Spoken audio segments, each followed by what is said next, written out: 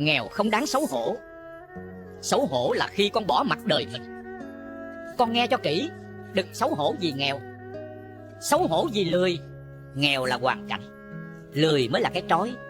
Nghèo không là con xấu, nhưng lười là con xuống. Người nghèo vẫn ngẩng đầu được, người lười thì phải cúi mặt. Nghèo rồi chịu khó, đó là bước đầu của đổi đời. Nhưng nghèo rồi còn bỏ mặt bản thân thì trời cũng khó giúp. Lòng đã buông, vẫn nào kéo nổi con dậy. Không ai chọn được chỗ mình sinh ra, nhưng ai cũng chọn được hướng đi của mình. Con đi hay con nằm, đó là nghiệp con tự quyết. Nhớ kỹ, nghèo không phải dấu nhục. Ở lì một chỗ mới là nhục. Con đứng dậy là con thắng nghèo một nửa rồi. Nhớ lời ta nghe con.